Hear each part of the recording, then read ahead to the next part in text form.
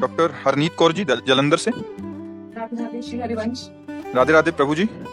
महाराज जी, जब परमात्मा का नाम लेते हैं तो दो तरीके समझ आए। एक तो जिह्वा से बाहर नाम लेना, दूसरा ऐसा पुकारना जैसे पास के कमरे में से माँ भाई बहन को पुकारते हुए बार बार बुलाना, इस भाव से वो सामने आ जाएं।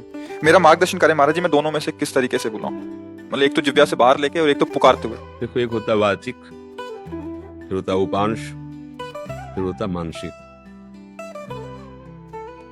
परा पश्यंती मध्यमा वैखरी, ये वाणी है जो हम बोल रहे हैं, वैखरी वाणी, ये उपांश है, चल रहा है, ये मानसिक है। बिल्कुल शांत मन, शांत इंद्रिया, और परावाणी से भजन हो रहा है। तो हमें अपनी स्थिति देखनी कि हमारा भजन कहां से कहां तक पहुंचा है। यदि हमारा थोड़ा मानसिक जप करने के बाद मन भाग रहा है तो हमें मानसिक जप पे ज्यादा नहीं टिकना चाहिए, हमें तुरंत वाचिक पर आना चाहिए। भाग रहा है ना, अब वो बनेगा नहीं सही। अगर हमारा मन थोड़ा हमें सहयोग कर रहा है तो उपांश जप में आ जाना चाहिए। अब लग रहा है कुछ जप रहे हैं, पर क्या जप रहे हैं, कुछ लग रहा है ऐसा। मानसिक जप ये होता है,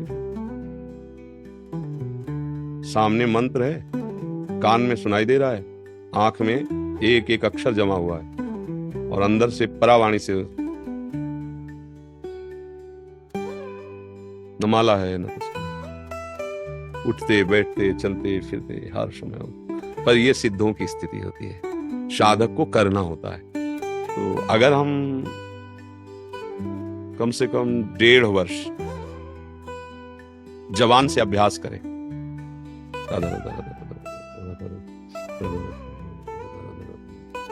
बिना प्रयास के उपांशु चलने लगेगा।